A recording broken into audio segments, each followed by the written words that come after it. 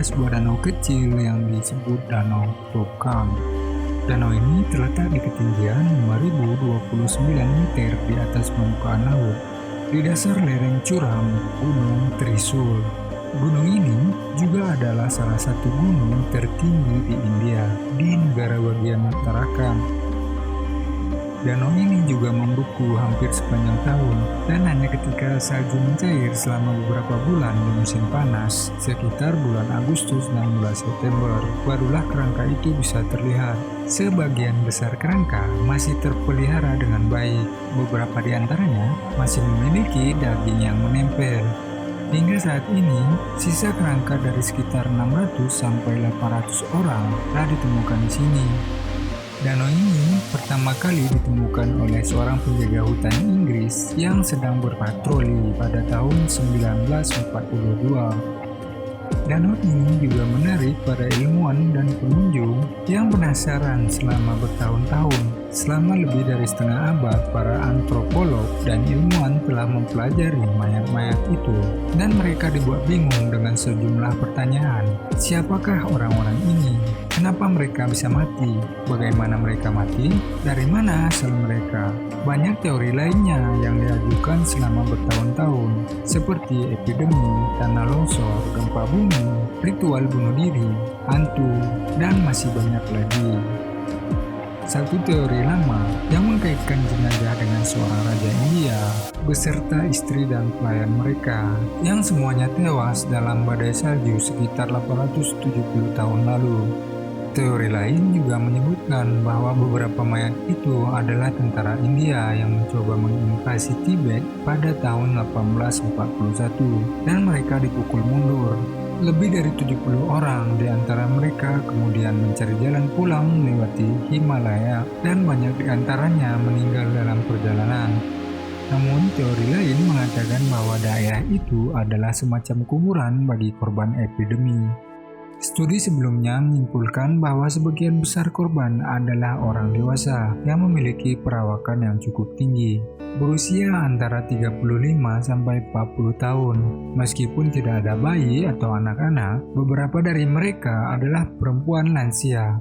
Semua memiliki kesehatan yang cukup baik. Secara umum, diasumsikan bahwa kerangka-kerangka tersebut adalah sekelompok orang yang meninggal dalam satu insiden bencana pada abad ke-9.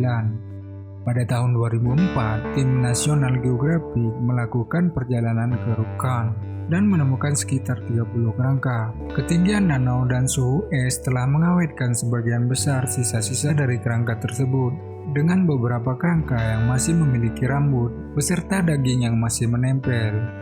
Ahli genetika dari India yang melakukan tes DNA menyimpulkan bahwa kerangka tersebut berusia sekitar 1.200 tahun. Studi ini menjelaskan sedikit tentang apa yang mungkin terjadi pada mereka, tetapi misteri itu masih jauh dari terpecahkan.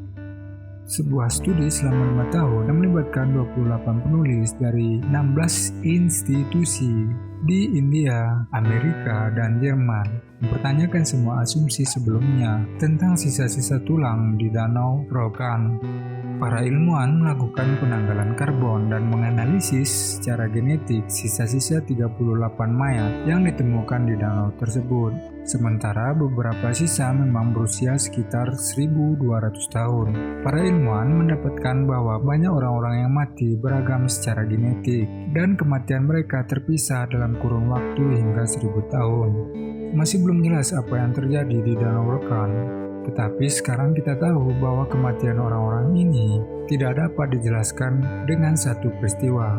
Namun yang lebih menarik, studi genetika menemukan bahwa orang-orang yang mati di danau itu beragam. Satu kelompok memiliki gen yang mirip dengan orang-orang yang hidup di Asia Selatan, sementara kelompok lain berkerabat dekat dengan orang-orang yang tinggal di Eropa. Jadi, apakah kelompok-kelompok orang yang beragam ini pergi ke Danau Rokan dalam kelompok yang lebih kecil dalam periode beberapa ratus tahun? Atau apakah beberapa dari mereka yang meninggal dalam satu peristiwa? Studi genetik tidak menemukan bahwa adanya patogen bakteri purba yang dapat menyebabkan penyakit sebagai penjelasan sebab kematian mereka. Ziarah yang melewati danau barangkali bisa menjelaskan mengapa orang bepergian ke daerah tersebut. Studi mengungkapkan bahwa catatan tentang ziarah di daerah tersebut tidak muncul sampai akhir abad ke-19. Namun prasasti di kuil-kuil setempat berasal dari abad ke-8 dan abad ke-10, menunjukkan potensi asal-usul sebelumnya. Jadi para ilmuwan percaya bahwa beberapa mayat yang ditemukan di situs itu ada karena kematian massal saat ziarah. Tapi bagaimana orang dari Mediterania Timur mendarat di danau terpencil di pegunungan tertinggi di India tersebut? Tampaknya tidak mungkin orang-orang dari Eropa melakukan perjalanan jauh ke Rokan untuk ikut serta dalam ziarah Hindu. Atau apakah itu populasi orang-orang yang secara genetik terisolasi dari leluhur mereka di Mediterania Timur yang telah tinggal di wilayah tersebut selama beberapa generasi?